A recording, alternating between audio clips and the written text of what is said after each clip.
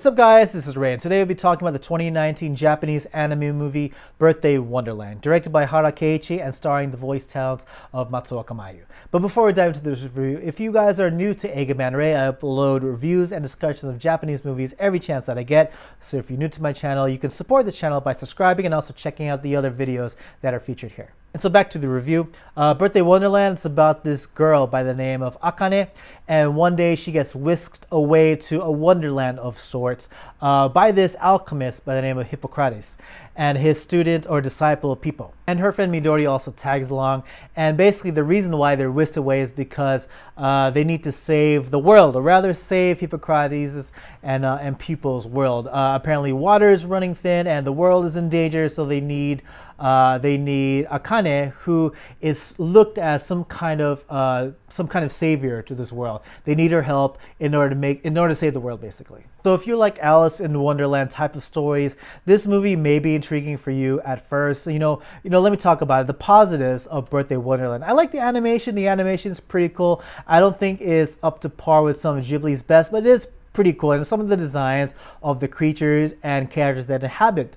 the Wonderland are pretty cool. I particularly love the sheep. The sheep, they're like in one of the first big scenes that happen when they're in Wonderland, and I think the sheep are just absolutely adorable. And visually, overall this movie is great to watch, and even the music that's featured in Birthday Wonderland, I like the soundtrack a lot. But I gotta admit, the way the story flows and the way the villains and the motivations of the villains of the story are, I feel like this is more a movie for kids. The main character is a young child. Even though she looks and is drawn kind of like a high schooler, even a junior high schooler, I think she's meant to be a grade schooler of sorts. And this movie, I think, would appeal more for younger audiences. I think for those of us who are adults, like we might find enjoyment in the story because of the way the world is crafted, the way the story, the way the characters are designed.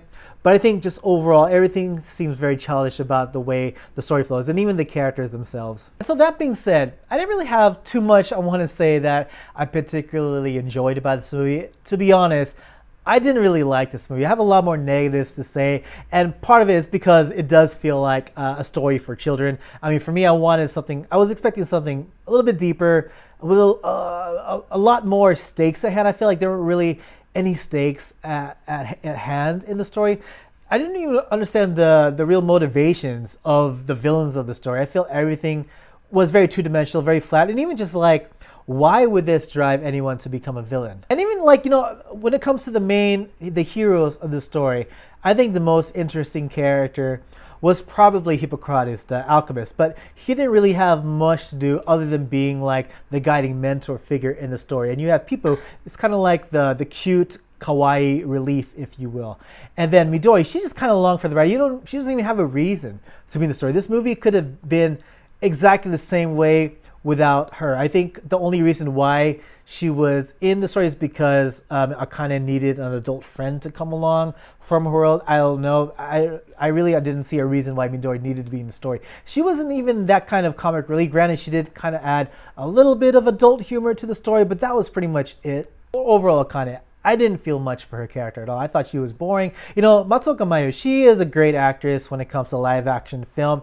I wasn't feeling her performance in the story. I don't know. There's like this whole thing with anime movies recently where they hire, film actors to do a lot of these voice roles. Some of them do a good job. A lot of them don't. I feel like this movie probably would have benefited more if they hired an actual anime voice actress to portray Akane. But I feel like, I don't know, there was something about Matsuoka Mayu's performance that I wasn't particularly feeling, and therefore the character itself, I don't know if the reason I don't care much for the character was because of the vocal performance or just because the way the character's written, I just felt there was no reason to like the story. She spends about 80% of the story not really wanting to do anything, just kind of like, oh no, I don't want to do this. And then finally in the climax of the story, for some reason, she just turns around and decides she wants to be a hero of sorts. And I don't know, it just doesn't have the right kind of flow for me. And overall, just the content of the story,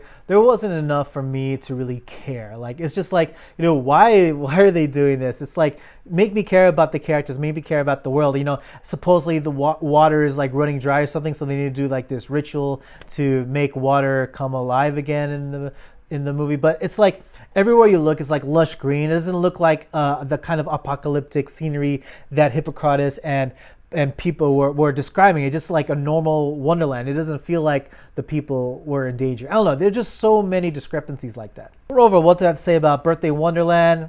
I mean, I don't think it's worth the watch. I just rented it at the video store because I remember seeing the poster for it. I remember Matsuoka Mayu, who I genuinely like watching in movies, had a starring role in it. So I checked it out. Was disappointed. So I don't know if you guys like. If you guys are a fan of it, let me know in the comment section below. But I definitely was not a fan. Anyways, yes, those are my thoughts on Birthday Wonderland. What do you guys think? Please let me know in the comment section below. Don't forget to like, share, subscribe, follow me on all the social media channels, and by all means, please check out the other videos that are featured on this channel. And yeah, that's about it for me, guys. And as always, everyone, thank you so much for watching, and hope to catch you all again in the next video. Take it easy.